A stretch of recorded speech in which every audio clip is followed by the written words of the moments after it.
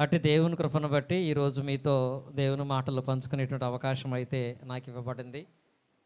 ఇక్కడి స్థానిక సంఘాన్ని అత్యంత ఉన్నతమైన పరిస్థితుల్లో సత్యం నుంచి చెదిరిపోకుండా ఎంతో ప్రయాసపడి క్రీస్తు సంఘముగా కొనసాగేటువంటి విషయంలో ప్రయాసపడినటువంటి సహోదరులు ప్రధానంగా యేసుపాదం గారు మన మధ్యలో ఉన్నారు. వారికి ప్రత్యేక వందనాలు తెలియజేస్తున్నాను.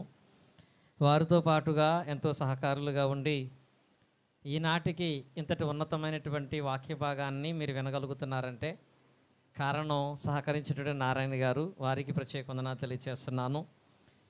అలాగే నమ్మకమైన దాసులకు పరిచర్యను అప్పగించమన్నట్లుగా సహోదరులు దేవుని వాక్యము ఎరిగినటువంటి సేవాభారం కలిగినటువంటి యవనస్తులైన అనిల్ గారికి ఈ పరిచర్యను అప్పగించినప్పుడు వారు కూడా అద్భుతంగా జరిగిస్తున్నారు. వారికి కూడా హృదయపూర్వక వందనాలు తెలియజేస్తున్నాను. అలాగే నాకంటే ముందుగా సోదరులు చిన్నబాబు గారు అద్భుతమైన రీతిలో దేవుని వాక్యాన్ని అందించారు. వారు ఎంత అద్భుతంగా దేవుని వాక్యాన్ని అందిస్తారనేది ఇప్పుడు వినటం కాదు, ఆయన చిన్నప్పటి నుంచి నేను వింటానే ఉన్నాను. మొదటి నుంచి కూడా చిన్నబాబు గారు వాక్యం చెబుతుంటే నాకు వినాలని చాలా ఆసక్తి. అందుకే ఇక్కడ కూడా అటు కూర్చున్నాను నేను. ఎందుకంటే దేవుడు అందరికీ అర్థమయ్యే రీతిలో దేవుని వాక్యాన్ని సూటిగా బోధించగలిగే జ్ఞానాన్ని దేవుడు ఆ కాలంలోనే ఇచ్చి ఉన్నాడు. నిజానికి మరి పేరు గురించి ఇప్పుడు మాట్లాడుకుంటాం. ఆయన తన పేరుకు లాగానే అన్ని విషయాల్లో తగ్గించుకుంటూ ఉంటారు. అవటానికి చిన్నబాబు గారు కానీ అన్ని విషయాల్లో కూడా చాలా పెద్ద బాబుగానే ఉంటారు ఆయన. ఇంకా వాక్యం కడకు వచ్చేటప్పటికి అందరము కూడా దీని దగ్గర విద్యార్థులమే. ఇక్కడ ఎవరు కూడా సీనియర్స్ ఉండరు, జూనియర్స్ ఉండరు. ఈరోజు ఆయన ద్వారా కూడా కొన్ని ప్రాముఖ్యమైన విషయాలు నేను కూడా నేర్చుకున్నాను. చక్కటి విషయాలు మనందరికీ నేర్పించేటువంటి చిన్నబాబు గారికి కూడా హృదయపూర్వక వందనాలు తెలియజేస్తున్నాను. సరే, ఈ సమయంలో మనకు ఉన్నటువంటి సమయాన్ని బట్టి 8:15 అయింది. అదర్ క్లోజింగ్ టైం మనకి 9 అండి. ఓకే అండి, సమయానికి మనం వాక్యాన్ని ముగించుకున్నాము. సహోదరుల ద్వారా ఫలించి అభివృద్ధి పొందుట అనేటువంటి పాఠ్యాంశంలో పాత నిబంధన భాగంలో 8 మంది వ్యక్తులను, అలాగే దేవుని యొక్క కృప అనగా దేవుని యొక్క తోడు ఉంటే వారు ఎలా వర్ధిల్లుతారనే విషయాలను వివరించుకుంటూ వచ్చారు. ఈరోజు ఉన్నటువంటి సందర్భాన్ని బట్టి అనగా ఈరోజు రేవతి గారు కుటుంబంలో వారి బిడ్డల విషయంలో భార్గవి గారి విషయంలో వారి బిడ్డల విషయంలో చేసినటువంటి గొప్ప కార్యాన్ని బట్టి సహోదరులు సందర్భానుకూలంగా ఒక భార్గవి వారి కుటుంబంలో వాళ్ళ బిడ్డలు మాత్రమే కాదు, ఎవరి కుటుంబంలో ఎవరు ఫలించి అభివృద్ధి పొందాలి అన్నా దానికి ధనం తోడుగా ఉంటే సరిపోదు, బలగం తోడుగా ఉంటే సరిపోదు. వాటన్నిటికంటే ఉన్నతంగా అవన్నీ ఉన్నా లేకపోయినా దేవుడు తోడుగా ఉండాలి. ఆ దేవుడు మనకు తోడుగా ఉన్నాడా లేదా చూసుకునే విషయాలలో చాలా చక్కటి విషయాలు అందించారు. సరే, వారు చెప్పిన పాఠానికి మరొక కోణంలో వాక్యాన్ని మీకు అందిద్దామంటే సందర్భాన్ని బట్టి నారాయణరావు గారు ఒక అంశాన్ని బోర్డు మీద రాసి ఉంచారు. ఆ బోర్డు చూస్తే సందర్భానికి సంబంధించినటువంటి పాఠాలన్నీ అందులో ఉన్నాయి. 4 విషయాలు రాశారు అక్కడ. దేవుడు ఉపకారం చేశాడని కృతజ్ఞత తెలియపరిచిన వారెవరు, దేవుడు ఉపకారం చేసిన తర్వాత కృతజ్ఞతలు చెప్పి మరలా మేలు పొందినటువంటి వారెవరు, అలాగే దానికి వ్యతిరేకంగా దేవుడు ఉపకారం చేయలేడని ఉన్నది కూడా పోగొట్టుకున్న వారెవరు, దేవుడు నాకు ఉపకారం చేస్తాడని పొందినటువంటి వాళ్ళు ఎవరని 4 అంశాలు అద్భుతంగా ఆల్రెడీ నారాయణరావు గారు రాశారు. మరి ఇప్పుడు ఈ సందర్భాన్ని బట్టి మీతో వాక్యాన్ని పంచుకోవాలి అంటే ఇదే సందర్భాన్ని మరొక కోణములో లేఖన భాగాల నుంచి మనం నేర్చుకుందాం. అది ఏంటంటే ఈరోజు ఈ కూడిక ఏర్పాటు చేయడం గల కారణం కుటుంబమందు దేవుడు చేసిన మేలులను బట్టి కృతజ్ఞత కూడిక ఏర్పాటు చేశారు. ఈ సందర్భాన్ని బట్టి రెండు విషయాలు మనం నేర్చుకుంటాం. ఒకటి, కృతజ్ఞతాస్తుతులు అనేవి ఎందుకు చెల్లించాలి. రెండవది, కృతజ్ఞతాస్తుతులు అనేవి ఎప్పుడు చెల్లించాలి అనే వాటిని మనం నేర్చుకుందాం. ఈరోజు సహోదరులు కుటుంబం ఈ కృతజ్ఞత కూడిక ఏర్పాటు చేశారు. మరి ఇలాంటి దినాలలో మనం ఎందుకు దాన్ని ఏర్పాటు చేయలేకపోతున్నాం? అసలు ఎవరైనా దేవునికి కృతజ్ఞత స్థుతులు అనేవి ఎందుకు చెల్లించాలి అనే దాన్ని మొదట మనం నేర్చుకుందాం. ఇది ఒక ప్రశ్న. కృతజ్ఞత స్థుతులు అనేవి ఎందుకు చెల్లించాలి? ప్రతి దానికి ఒక కారణం ఉంటుంది. దేవుని విషయంలో ఇక్కడ మనం చేసే ప్రతి దానికి ఒక కారణం ఉంటుంది. ఆ కారణం తెలుసుకునే దాన్ని జరిగిస్తే దాని ఫలితం కూడా మనకు ఉంటుంది. ఉదాహరణకి ఇక్కడ ఒక రిమోట్ ఉంది. కింద నా పాపను పిలిచి, అమ్మ ఇది నువ్వు సైలెంట్గా పట్టుకెళ్ళి మీ ఇంట్లో బీరువాలో పెట్టేసుకో అన్నాను అనుకో. పట్టుకెళ్ళి పెట్టుకోదు. ఏమంటుందో తెలుసా? ఎందుకు ఏమడుగుతుంది? సరే పట్టుకెళ్తాను కదా, ఇది ఎందుకు? అది ఎందుకో నీకు అనవసరం, పట్టుకెళ్ళిపోండి. పట్టుకెళ్తుందా? పోనీ మనం తెచ్చుకుంటామా? మార్కెట్లో ఎవరో ఒక ఆయన ఒక వస్తువు ఇచ్చి ఇది నీ ఇంట్లో పెట్టుకోమన్నాడంటే ఇల్లు ఖాళీగా ఉందని తెచ్చుకుని పెట్టుకుంటామా? దాని గురించి అడుగుతామా? దీన్ని పట్టుకెళ్ళాలంటే అసలు ఇది ఎందుకు, అది ఎందుకో తెలుసుకొని అది మనకు ప్రయోజనం అనుకుంటేనే ఆ వస్తువు మనం తెచ్చుకుంటాం. అది దేనికి పనికిరాదు. ఇల్లు ఖాళీగా ఉంది కదని పట్టుకొచ్చి పెట్టుకుంటామా? దానివల్ల ప్రయోజనం ఏమైనా ఉంటుందా? అలాగే దేవుని విషయంలో మనం జరిగించే ప్రతి కార్యం విషయంలో ముందు మనకి ఈ ప్రశ్న రావాలి. నేను ప్రార్థన చేస్తున్నానంటే ఎందుకు? యేసుక్రీస్తుని నమ్ముకున్నానంటే ఎందుకు? ప్రతి దాని యందును కూడా ఎందుకు అనే దాన్ని బట్టి దాని కారణం తెలుసుకుంటే దాని ఫలితాన్ని పొందే విశ్వాసమును నిలబడగలుగుతాం. అలాగే ఇప్పుడు కృతజ్ఞతాస్తుతులు అనేవి ఎందుకు చెల్లించాలనేది కూడా ఒక ప్రశ్న. దానికి ఆన్సర్ తెలియాలి. ఇప్పుడు ఉదాహరణకి అనేక సంవత్సరాలుగా మీరందరూ వాక్యం వింటున్నారు కదా, నేను కొన్ని ప్రశ్నలు అడుగుతాను. ఇలాగూ కృతజ్ఞత కోడికల్లోనూ గృహ కోడికలలోనూ ఆదివారపు దినాన బైబిల్ తరగతులలోనూ కూడా ఇలా కూడి ఉన్నప్పుడు పాటలు పాడుకుని వెళ్ళిపోవచ్చు కదా, ప్రార్థన చేసుకుని వెళ్ళిపోవచ్చు కదా.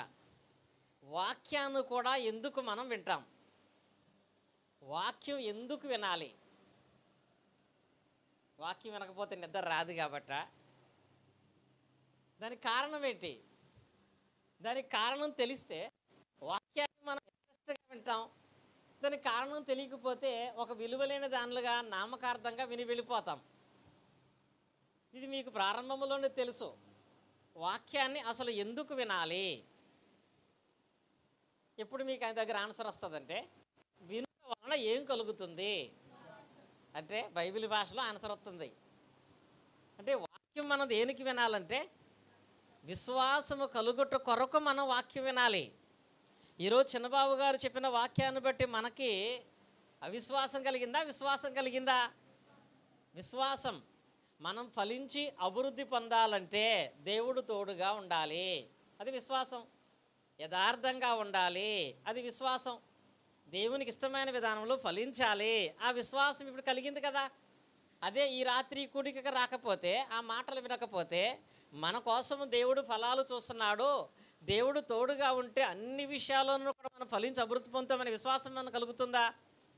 అంటే వినటానికి ఒక కారణం ఉంది. అదేంటంటే అది వినటం వలన మీలో విశ్వాసం అనేది కలుగుతుంది.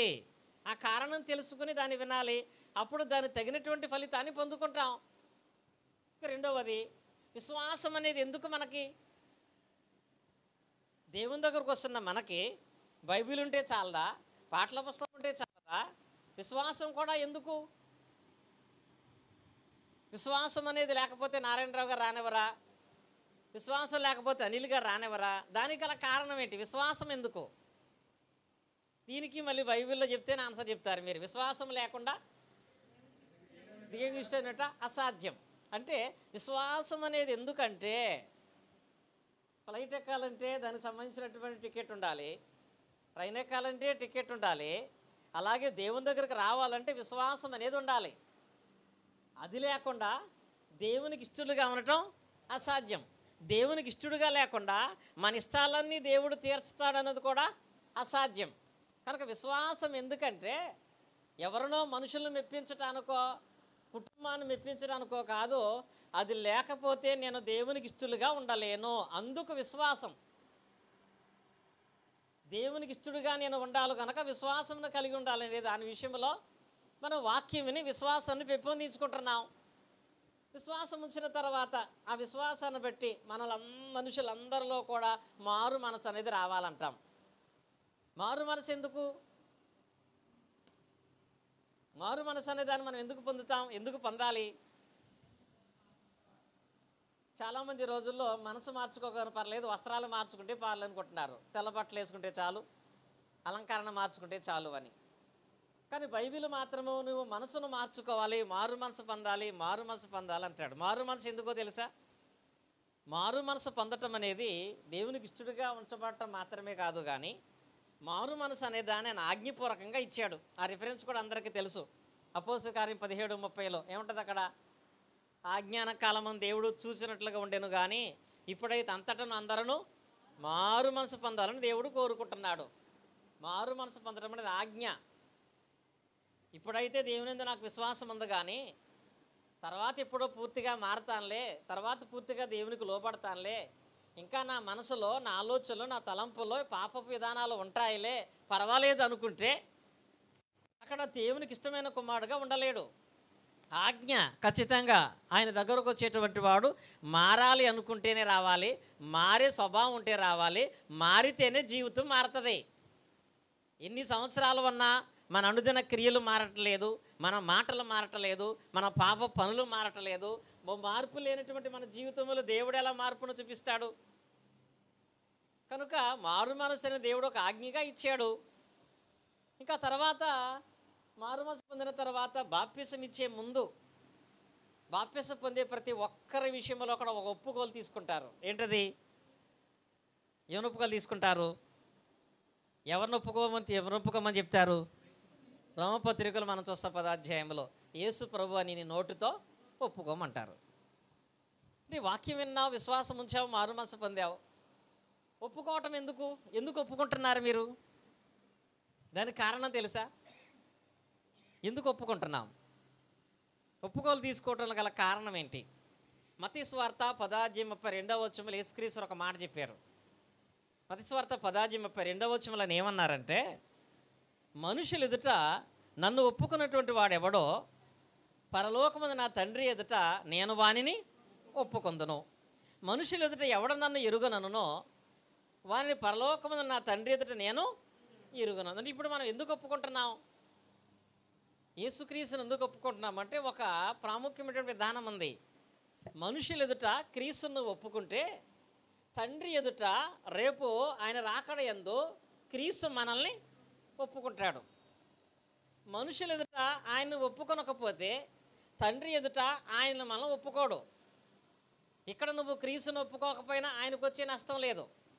అక్కడ క్రీస్తు నిన్ను ఒప్పుకోకపోతే నువ్వు క్రైస్తవుడవని, క్రీస్తునందు సభ్యుడిగా కొనసాగావని, క్రీస్తు శరీరంలో అవయవమని ఆయన గనక ఒప్పుకోకపోతే ఆ వ్యక్తులందరూ ఎక్కడికి వెళ్ళిపోతారు? నరకానికి వెళ్ళిపోతారు. కనుక ఎందుకు ఒప్పుకుంటున్నామంటే, ఇప్పుడు మనుషుల ముందు ఆయన ఒప్పుకుంటే పరలోకమున తండ్రి ముందు ఆయన మనను ఒప్పుకుంటాడు. కాబట్టి అందుకు మనం ఆయనను ఒప్పుకుంటున్నాం. ఒప్పుకోవాలంటే చాలామంది ఈ రోజుల్లో బాప్తిసానికి ముందు ఒప్పుకుంటున్నారు.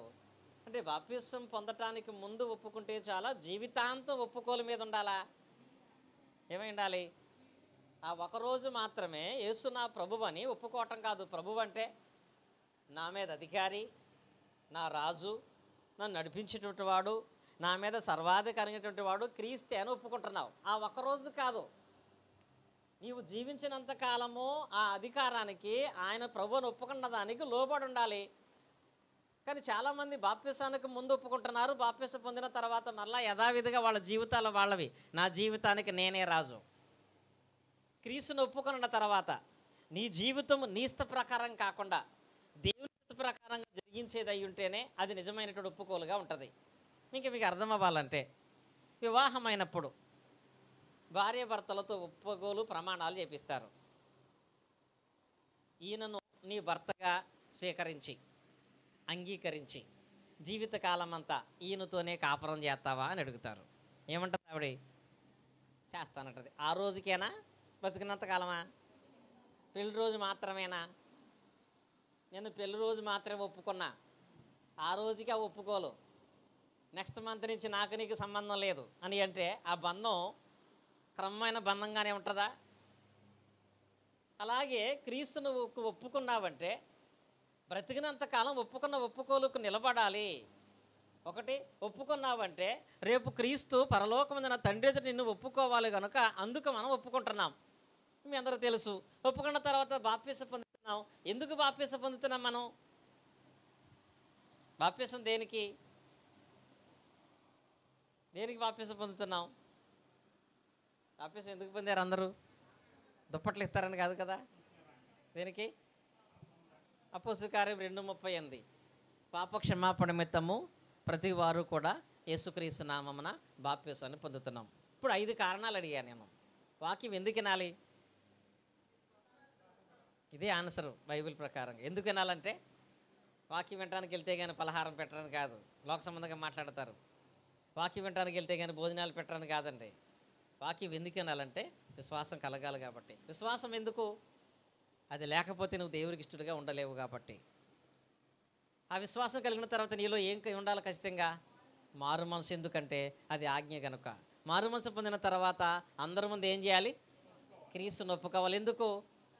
రేపు పరలోకమందు ఆయన నిన్ను ఒప్పుకోవాలి కనుక. ఒప్పుకున్న తర్వాత బాప్తీసం పొందాలి. ఎందుకు? పాప క్షమాపణ కొరకు బాప్తీసం పొందితే తప్ప, బాప్తీసం ద్వారా తప్ప ఏ మనిషికి రక్షణ, పాప క్షమాపణ అనేది కలగదు కనుక పాప క్షమాపణ నిమిత్తం బాప్తీసం పొందాలి. ఇది నా సబ్జెక్టు కాదు. మరి ఇప్పుడు కృతజ్ఞతాస్తుతులు ఎందుకు చెల్లించాలి? అవన్నీ వాటి కారణాలు అనుకున్నాం కదా. మరి కృతజ్ఞతాస్తుతులు చెల్లించడానికి కూడా కారణం ఉంటుందా? కారణం లేకపోయినా పర్వాలేదా? దానికి కారణం అనేది లేదా? పరిశుద్ధ గ్రంథములో దేవుడు అనేకమైనటువంటి వ్యక్తులకు వాగ్దానాలు చేశాడు. దేవుడు తాను ఎవరికైతే వాగ్దానాలు చేశాడో ఆ వాగ్దాన ఫలము వాళ్ళు పొందాలంటే వాళ్ళకు కొన్ని నియమాలు ఇచ్చాడు.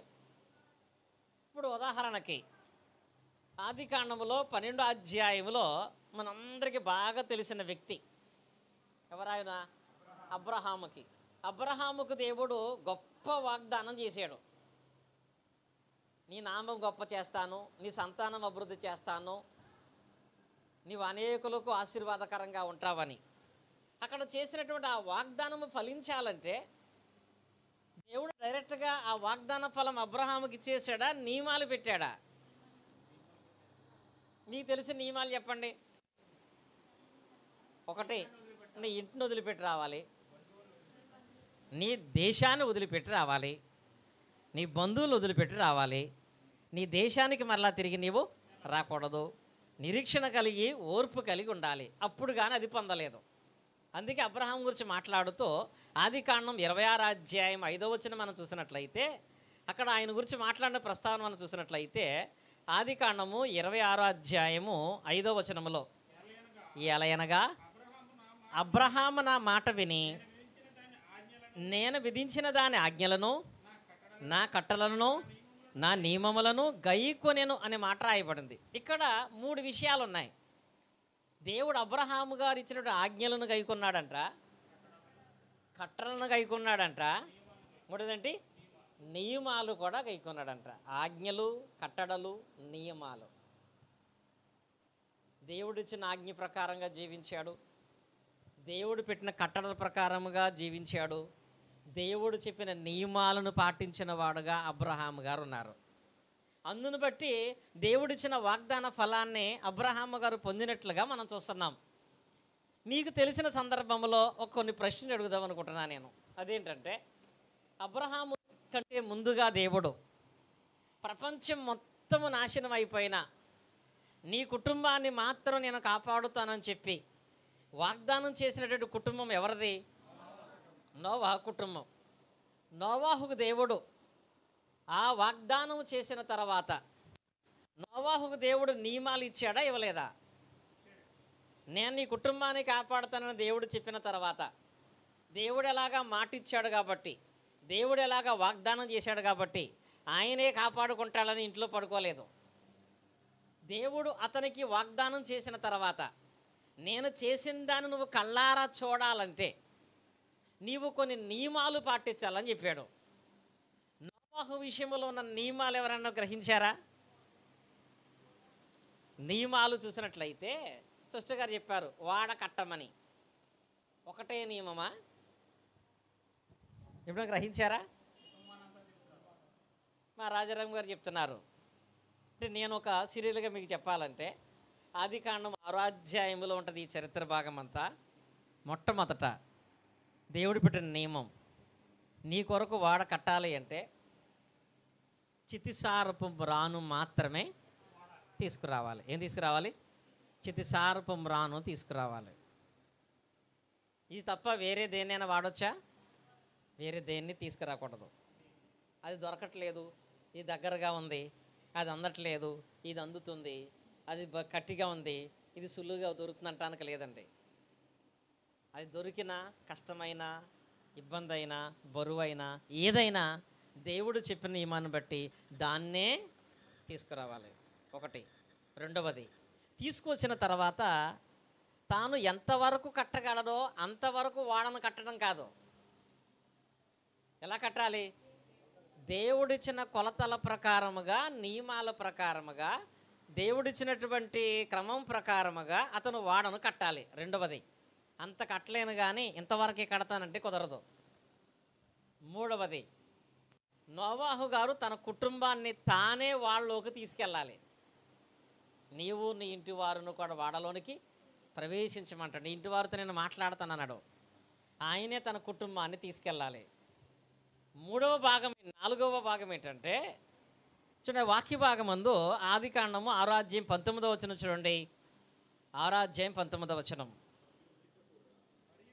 మరియు నీతో కూడా వాటిని బ్రతికించుటకు సమస్త జీవులలో అనగా సమస్త శరీరుల యొక్క ప్రతి జాతిలో 2 చొప్పున నీవు వాడలోనికి తేవలెనో.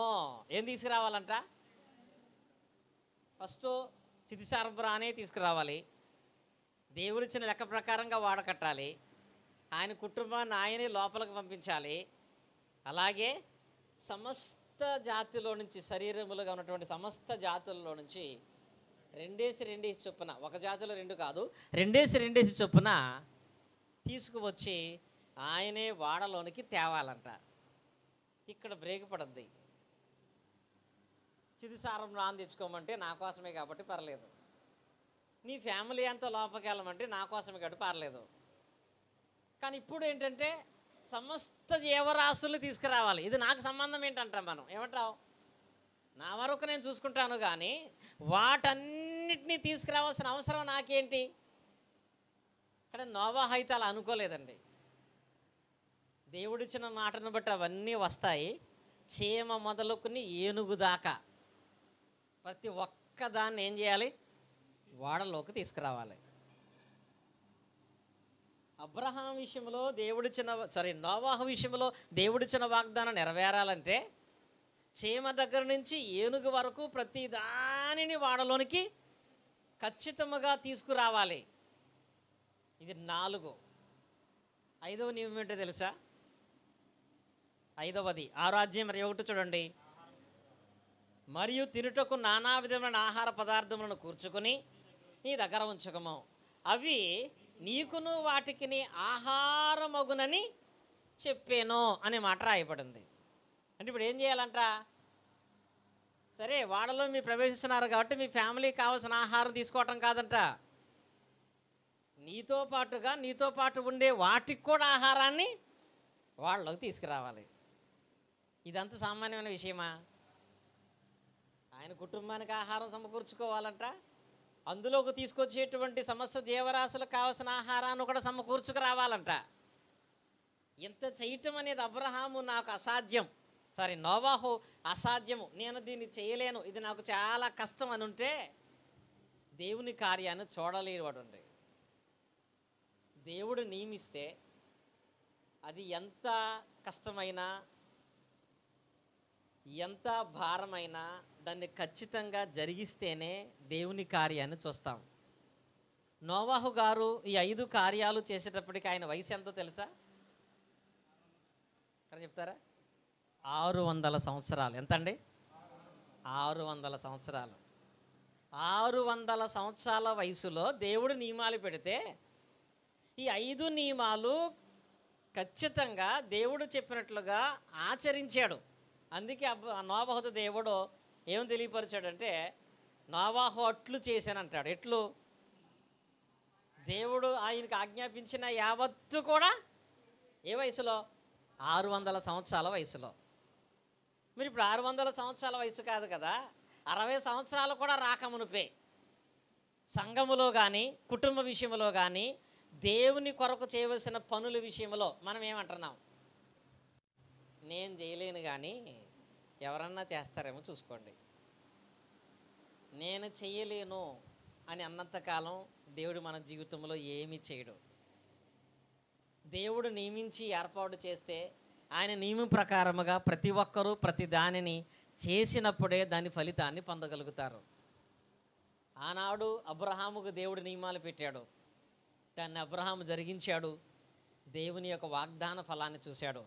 నోవాహుకు దేవుడు నియమాలు పెట్టాడు, దాన్ని నోవాహు జరిగించాడు, దాని ఫలాన్ని నోవాహు గారు చూశాడు. మరి ఇప్పుడు కూడా కృతజ్ఞతాస్తుతులు చెల్లించటం అనేది దేవుడు పెట్టిన నియమమా, మనకిచ్చినటువంటి అవకాశమా? చాలామంది బాప్తీసం పొందాలి, పాపక్షమాపణ కొరకు బాప్తీసం పొందకపోతే రక్షణ లేదు అని నమ్మి ఖచ్చితంగా బాప్తీసం పొందాలంటారు. అలాగే బాప్తీసం పొందిన తర్వాత పునరుద్ధానంలో పాలిభాగస్వాలం కావాలంటే ప్రతి ఆదివారం తప్పకుండా ఆరాధనకి వెళ్ళాలి, అది దేవుని ఆజ్ఞని నమ్ముతారు. కానీ కృతజ్ఞత కాడకు వచ్చేటప్పటికి ఇది దేవుడు ప్రత్యేకంగా నియమించింది ఏమీ కాదు. బాప్తీసం ఒక ఆజ్ఞ, ఆరాధన ఒక ఆజ్ఞ, కానీ కృతజ్ఞతాస్తులు తెలియపరచడం అనేది మాత్రం దేవుని నియమం కాదు. అవకాశం వస్తే చెల్లించవచ్చు, లేకపోతే మానేయచ్చు అనుకుంటున్నారు. కానీ దేవుని వాక్య భాగంలో కృతజ్ఞతాస్తుతులు అనే వాటి విషయంలో ఆయన చెప్పినటువంటి మాట తెసలోనికీయులకు రాసిన మొదటి పత్రిక మనం చదువుకున్నట్లయితే, తెసలోనికీయులకు రాసిన మొదటి పత్రికలో 5వ అధ్యాయంలో 16 నుండి 18 వచనాలు కలిసి ఉంటాయి. అక్కడ ఏముంటుందో చూడండి. ఎల్లప్పుడూ సంతోషముగా ఉండుడి, ఎడతెగక ప్రార్థన చేయుడి, ప్రతి విషయమందును కృతజ్ఞతాస్తుతులు చెల్లించుడి. ఇప్పుడు నేను చదువుతాను. ఇలాగు చేయుట యేసుక్రీస్తు నందు మీ విషయంలో మీ ఇష్టం అనందా? ఏంటక్కడ? కృతజ్ఞతాస్తుతులు తెలియపరచటం అనేది, దేవుడు చేసిన కార్యాలకు దేవుని కృతజ్ఞతాస్తుతులు తెలియపరచటం అనేది మీ ఇష్టం కాదు. ఈరోజు ఈ కుటుంబం ఈ విధమైనటువంటి కృతజ్ఞత కూడిక ఏర్పాటు చేశారంటే వాళ్ళకి ఇష్టమైంది పెట్టుకుంటున్నారు. మాకు ఇంకా అనిపించలేదు కాబట్టి మేము ఏం పెడతలేదు అనుకోవటానికి కుదరదండి. కృతజ్ఞతాస్తుతులు ప్రతి విషయమందు చెల్లించటం అనేది మన విషయంలో ఏమైందంట? దేవుని యొక్క చిత్తమయ్యింది. కనుక ఫస్ట్ దానికి ఆన్సర్ ఏంటంటే, కృతజ్ఞతాస్తుతులు ఎందుకు మనం చెల్లించాలంటే, కృతజ్ఞతాస్తుతులు చెల్లించడం అనేది దేవుని యొక్క చిత్తం, దేవుని యొక్క సంకల్పం, దేవుని యొక్క ప్రణాళిక. ఆయన సంకల్ప ప్రకారంగా నేను జీవిస్తున్నానని నిరూపించబడాలంటే బాప్తీసం ఎలా ఆయన చిత్త ప్రకారంగా పొందుతున్నావో, ఆదివారం ఆరాధన ఎలా చిత్త ప్రకారంగా చేస్తున్నావో, నీ విషయంలో జరిగిన ప్రతి మేలుకును దేవునికి కృతజ్ఞతాస్తుతులు తెలియపరచడం కూడా ఆయన చిత్తములోనే ఉంది. అందుకు అందరమును కూడా కృతజ్ఞతాస్తుతులు అనేవి చెల్లించాలి.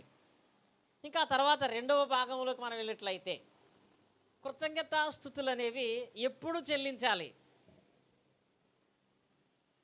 ఒక ఆమె ఫిబ్రవరి నెలలో కృతజ్ఞత కూడికి పెట్టుకుందాం అనుకుంది.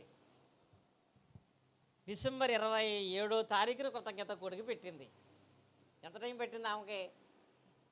ఎంత టైం? 11 నెలలు సుమారుగా. అంటే కృతజ్ఞతాస్తుతులు చెల్లించాలని తెలుసు, కానీ కృతజ్ఞతాస్తుతులు చెల్లించాలంటే ఎప్పుడు చెల్లించాలనే విషయంలో ఒక నిర్ధారణ ఆమెకు లేదు. కానీ ప్రతి విషయమందు కృతజ్ఞతాస్తుతులు చెల్లించండి అని చెప్పినటువంటి దేవుని వాక్య భాగంలోనే కృతజ్ఞతాస్తుతులు ఎప్పుడు చెల్లించాలో కూడా మనం చూస్తాం. చాలామంది దేవుని కృతజ్ఞతలు చెల్లించేటువంటి విధానంలో 3 రకాలుగా ఆలోచిస్తున్నారు ఈ దినాల్లో. ఒకటి, తప్పకుండా దేవుని కృతజ్ఞత తెలియచేస్తాను నాకు కుదిరినప్పుడు. ఎప్పుడు? కుదిరినప్పుడు. రెండవది, నాకు కలిగినప్పుడు, మూడవది నేను అనుకున్న కార్యము జరిగినప్పుడు. ఇలా అనుకునే వాళ్ళు లేరా? అనుకుంటున్నానండి, కృతజ్ఞత కూడికి పెట్టాలని, దేవునికి చేసిన కార్యాన్ని బట్టి అనేక మంది ద్వారా దేవుని నామం కనపరచబడాలని అనుకుంటున్నాను, కానీ కుదరట్లేదు. కృతజ్ఞతాస్తులు చెల్లించాలనుకుంటున్నాను, కానీ కుదరటం లేదు అనేటువంటి వాళ్ళందరూ కూడా గ్రహించవలసిన ఒక ప్రాముఖ్యమైన సందర్భాన్ని జ్ఞాపకం చేస్తాను. పరిశుద్ధ గ్రంథములో దేవుని ఇల్లంతటిలో కూడా నమ్మకమైన వాడని పిలువబడింది ఎవరు? మోషే కదా. దేవుని ఇల్లంతట్లో నమ్మకమైన వాడుగా పిలువబడ్డాడు మోషే. కానీ అలాంటి మోషే గారి జీవితంలోనే దేవుని విషయంలో చేసిన ఒక చిన్న పొరపాటు ఒకటి ఉంది.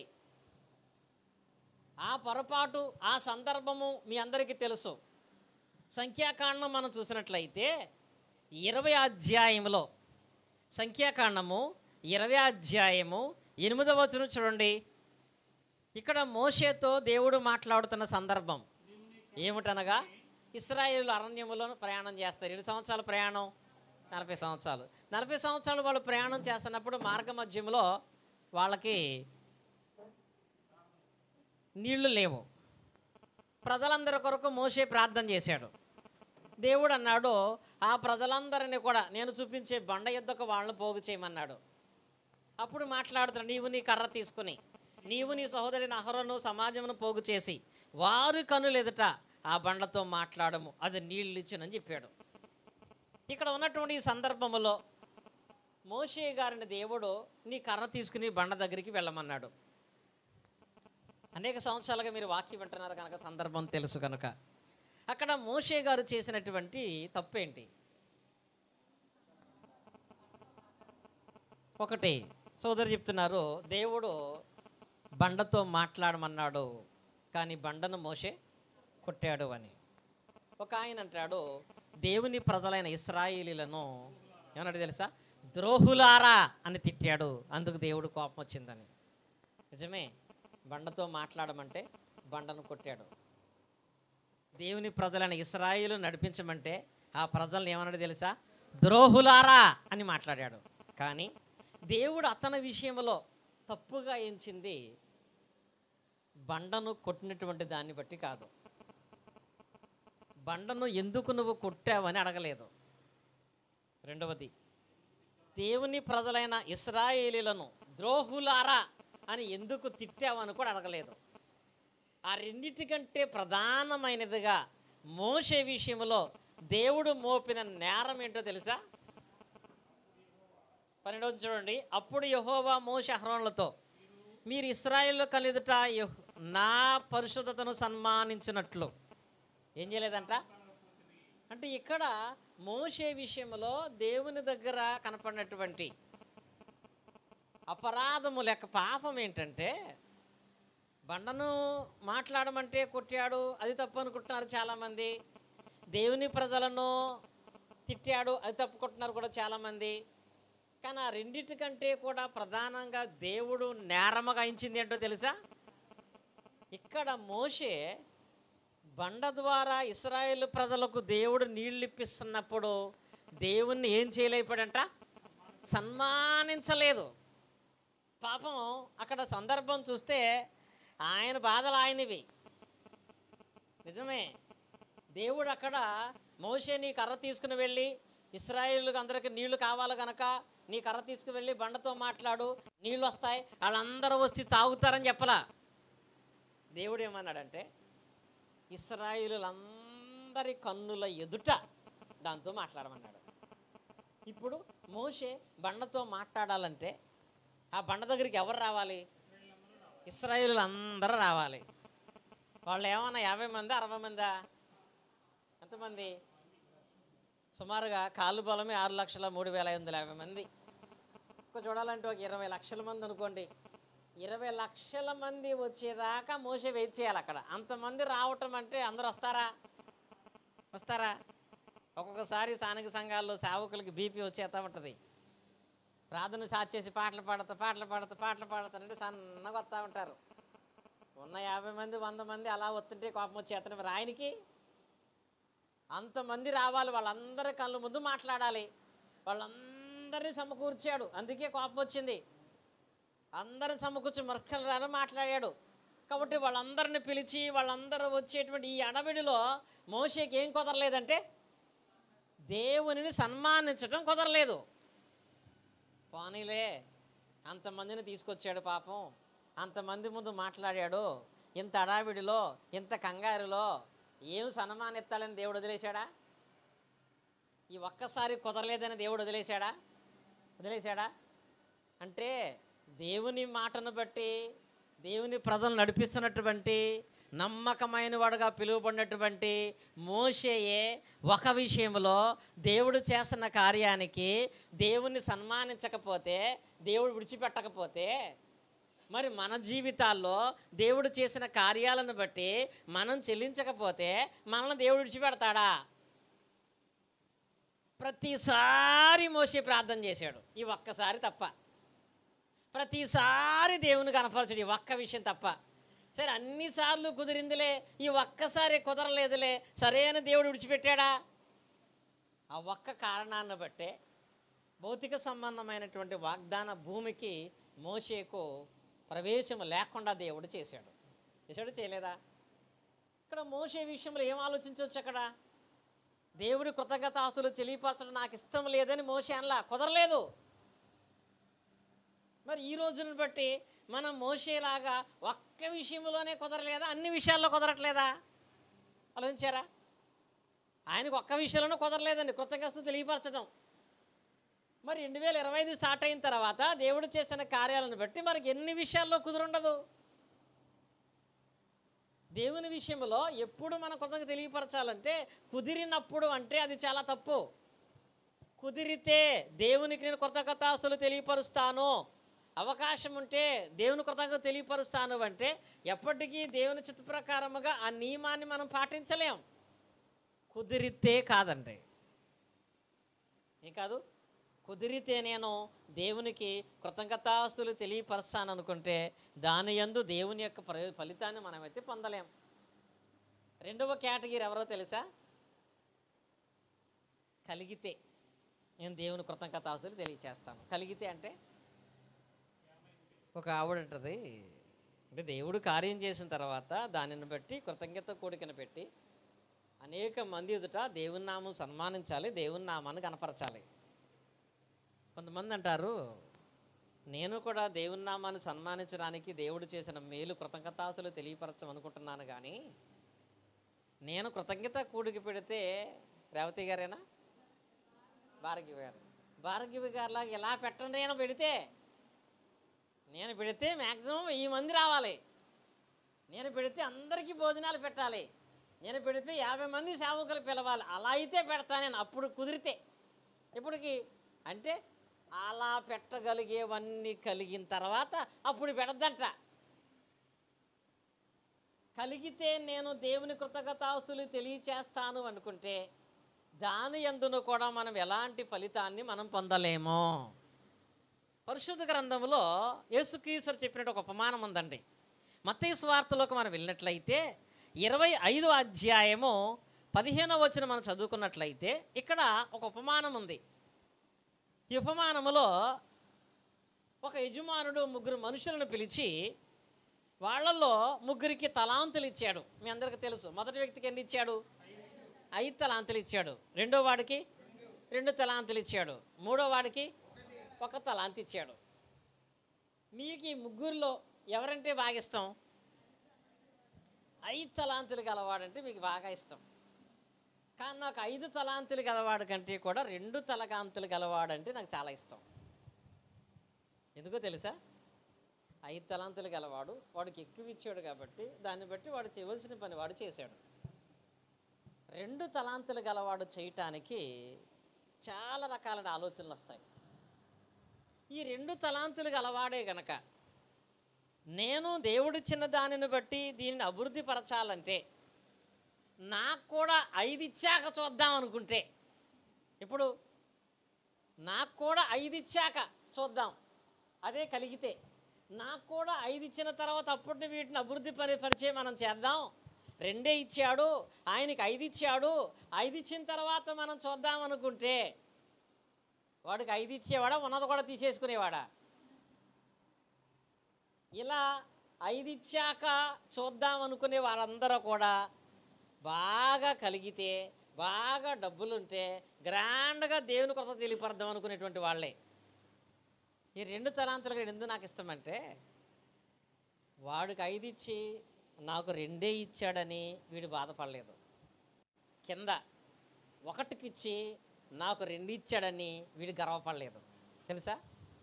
5 తలాంతులు వాడిని చూసి అసూయ పడలేదు, 1 తలాంతుని చూసి గర్వపడలేదు. నాకు ఇచ్చిన దాంట్లో నేను దేవునికి ఏం చేయగలను అనేది దాన్ని చేశాడు. ఇప్పుడు మీకు ఇష్టమా కదా? అంటే కిందన్న వాడిని చూసి గర్వము లేదు, పైన వాడిని చూసి అసూయ లేదు. ఈ విషయంలో నాకు ఇచ్చిన దాని యందు నేను ఏం చేయగలను అని అనుకుని ఆలోచించాడు కనుక దానిని బట్టి 5 తలాంతులు గలవాడితో సమానంగా పొందుకున్నాడు దీవెన కదా. బలా నమ్మకమైన మంచి దాసుడు అన్నాడు. అతన్ని అనేకమైన పట్టణాల అధికారిగా నియమించాడు. ఇతను కూడా అనేకమైన పట్టణాల మీద అధికారిగా నియమించాడు. దానికి గల కారణం ఏంటో తెలుసా? ఇతను చాలామంది వెళ్ళే ఇంకా కలిగితే అప్పుడు దేవుని గురించి ఆలోచిద్దాం, దేవుడిచ్చిన దారి గురించి ఆలోచిద్దాం అనుకోలేదండి. ఉన్నదాని యందు దేవుని కొరకు ఏం చేయాలని ఆలోచించాడు కనుక ఆ ఉన్నదానిని చేసిన పనిని బట్టి అతనికి లేని దానిని కూడా అధికంగా దేవుడిచ్చాడు. ఇంకా మీకు అర్థం అవ్వాలంటే, యేసుక్రీస్తు సువార్త పరిచయం చేసిన దినాలలో లూకా సువార్త 21వ అధ్యాయంలో ఇక్కడ ఆయన ఒక విధవరాలని అభినందించిన సందర్భాన్ని మనం చూస్తాం. లూకా సువార్త 21వ అధ్యాయం మనం చూసినట్లయితే 2వ వచనం, ఒక పేద విధవరాలు 2 కాసులు అందులో వేయిచుండగా చూచి, ఈ పేద విధవరాలు అందరికంటే ఎక్కువగా వేసినని మీతో నిజముగా చెప్పుచున్నాను నేను. ఇక్కడ ఈ వాక్య భాగములో అనేక మంది వారి వారి కలిగిన దానిని బట్టి పట్టుకొచ్చిస్తుంటే, ఇక్కడ ఒక స్త్రీ మరియు విధవరాలు మరియు బేదరాలు 3 ఉన్నాయి. స్త్రీ, విధవరాలు, బేదరాలు. ఆ పరిస్థితిలో ఉన్నటువంటి ఆమె వచ్చి దేవాలయం దగ్గర ఉన్నటువంటి ఆ హుండీలో పట్టుకొచ్చి ఎంత వేసింది? 2 కాసులు వేసింది. ఆమె చేసినటువంటి ఆ పని విషయమై ఇప్పటికీ ఆమెను మనము అభినందిస్తున్నాం. పరిశుద్ధ గ్రంథంలో ఆమె గురించి ప్రత్యేకంగా రాయబడింది. అలా ఆమె పేరు ఆ స్థానంలో ఉండటానికి గల కారణం ఆ స్త్రీయే గనక. మరీ 2 కాసులు ఉన్నాయి, 100 రూపాయలన్నా లేకపోతే ఎలాగా? మరీ 2 కాసులు ఉన్నాయి, ఇంతకంటే ఎక్కువ లేకపోతే ఎలాగా అని ఆలోచించి ఇంటి దగ్గరే ఉంటుకుపోతే ఆమెకి ధన్యత వచ్చేదా? అంటే వీళ్ళందరూ చేసిన ఆలోచన ఏంటి? కలిగితే చేద్దామని కాదండి. కలిగియుండి ఏం చేస్తామనే దానికంటే మనకు దేవుడు ఇచ్చిన దాని యందు మనం ఎంత చేయగలం అనేది ముఖ్యం. దేవుడు నాకు ఇస్తే అంత చేస్తాను కాదు, ఇచ్చిన దాని యందు నువ్వు దేవుని కొరకు ఏం చేస్తున్నావు, ఏం చేయగలుగుతున్నావు అనే దేవుడు చూస్తాడు. ఇచ్చిన దాన్ని నేను చేసేదాన్ని బట్టే దేవుడు నీకు ఇవ్వాల్సిందని ఆధారపడి ఉంటుంది. ఇంకా మీకు చెప్పాలంటే ఉదాహరణకి సారెపతి విధవరాలు ఉంది. ఆ పరిస్థితే మనకుంటే, సేవకుడు ఎవరైనా మన ఇంటికి వస్తే మనం ఏమంటాం? నాకే లేదు, నీకేం పెట్టను. నాకేమన్నా బాగా కలిసి వచ్చినప్పుడు, మా అబ్బాయికి ఉద్యోగం వచ్చినప్పుడు, మా ఆస్తి మాకు వచ్చినప్పుడు, బాగా డబ్బులున్నప్పుడు ఫోన్ చేస్తా, అప్పుడు రా అంటాం మనమా? అంటే నాకు లేదు, ఇప్పుడు నేనేం చేయలేను అనే ఆలోచన మనకి. కానీ ఆ స్త్రీ మాత్రం ఏం చేసిందంటే, నాకు కలిగినప్పుడు సేవకుడికి పెడదాం అనుకోలేదు, కలిగిన దాని యందు ఎంత పెట్టగలను, అదే ఆమెను అనేక సంవత్సరాలు పోషించింది. మరి దేవుని విషయంలో, ప్రతి విషయంలో కృతజ్ఞతాస్తులు తెలియపరచటము దేవుని చిత్తమని తెలిసిన మనం, నాకు కలిగి లేదు కాబట్టి కృతజ్ఞతాస్తులు తెలియపరచట్లేదని ఒకవేళ ఆగిపోతున్నామా? అలా ఆగిపోయిన పరిస్థితులు ఉన్నాయా?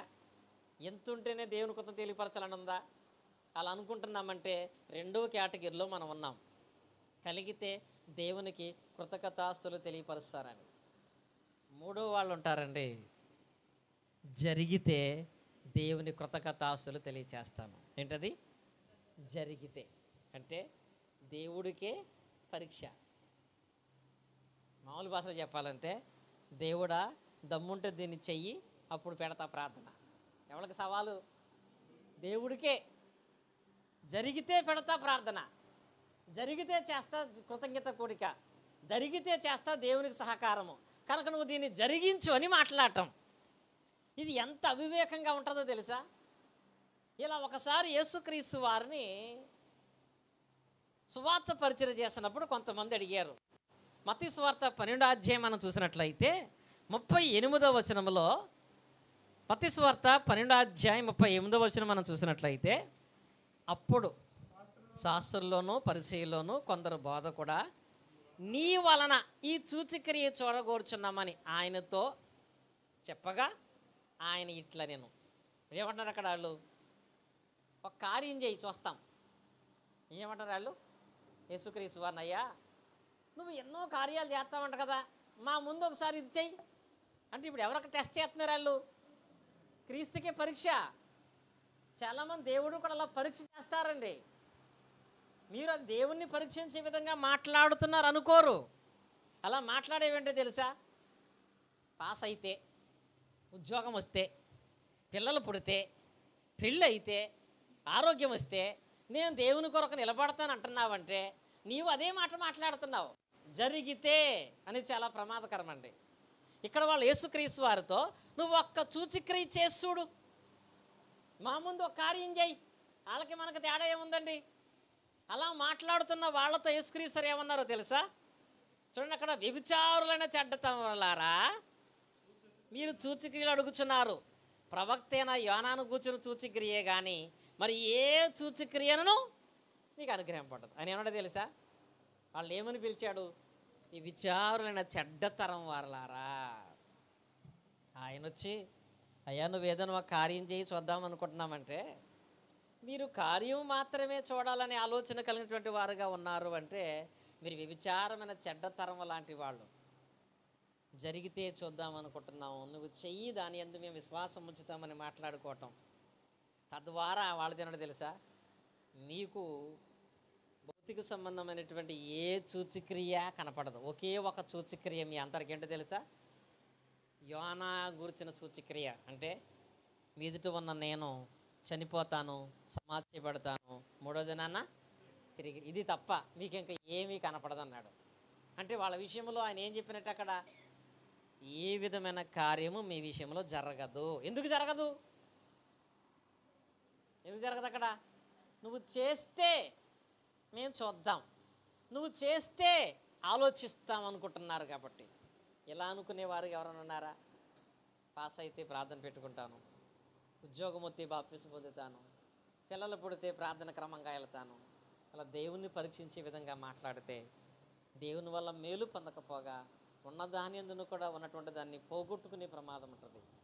ఎప్పుడూ కూడా దేవుని విషయంలో ఎలాంటి విశ్వాసం మనం కలిగినటువంటి వాళ్ళంగా ఉండాలంటే, మార్కు సువార్త మనకు చూసినట్లయితే 11వ అధ్యాయము 24వ వచనం చూడండి. మార్కు సువార్త 11వ అధ్యాయం 24వ వచనంలో, అందుచేత ఆయన ఏమన్నాడు? ప్రార్థన చేయనప్పుడు మీరు అడుగుచున్న వాటినెల్లా పొంది ఉన్నామని నమ్ముడి, అప్పుడు మీకు కలుగునని మీతో చెప్పు. ఏమన్నామన్నాడు ఆయన? మీరు ప్రార్థన చేసేటప్పుడు, అయ్యా నువ్వు దీన్ని చేస్తే నేను నమ్ముతాను, ఇస్తే నమ్ముతాను, జరిగితే నమ్ముతాను కాదండి. ఏదైతే నువ్వు అడుగుతున్నావో అది పొంది ఉన్నామని నమ్మాలంట. అది పొంది ఉన్నావని నువ్వు నమ్మితే అప్పుడు దానిని బట్టి ఆయన మీకేం కలగజేస్తాడు? మీరు అడిగిన వాటిని తన చిత్త ప్రకారముగా జరిగిస్తాడు. దేవుడు ఇస్తాడు అని నమ్మాలి తప్ప దేవుడు ఇస్తే నమ్ముతానంటే అది వాక్యానుసారమైంది కాదు. దేవుని విషయంలో మన కలిగిన విశ్వాసాన్ని బట్టి ప్రతి విషయమందు కృతజ్ఞతాస్తుతులు తెలియపరచాలి. ఇంకా లోతుగా చెప్పాలంటే, ఈరోజు ఇద్దరు పిల్లలు చక్కగా మంచి మార్కులతో పాస్ అయ్యారు కాబట్టి ఆ కుటుంబం కృతజ్ఞత కోడికి ఏర్పాటు చేశారు. బైబిల్లో లోతుగా మనం వెళితే అదే ఇద్దరు పిల్లలు ఒకవేళ ఫెయిల్ అయినా ఈరోజు ఇక్కడ ఏం జరగాలి? ప్రార్థన జరగాలి. జరుగుతుందా? పాస్ అయితేనే పెట్టట్లేదు. ఇంకా ఫెయిల్ అయితే అసలు కనపడతారా మన వాళ్ళు? కానీ అది దేవుని చిత్తం అండి. మనందరికీ తెలుసు. హబక్కూ గ్రంథంలో 3వ అధ్యాయంలో ఒక ఆయన అంటాడు, ఏంటో తెలుసా? దేవుని యందు నాకు మేలులు కలిగితే మాత్రమే కాదు, 17వ వచనం చూడండి, అంజరపు చెట్లు పొయ్యకుండానను, ద్రాక్ష చెట్లు ఫలింపకపోయినను, ఒలివ చెట్లు కాపు లేకుండానను, చేన్లోని పైరు పంటకు రాకపోయినను, గొర్రెల దొడ్డులో లేకపోయినను, శాలలు పశువులు లేకపోయినను, నేను యెహోవా యందు ఆనందించేదను. ఉంటేనే లేకపోతేనా?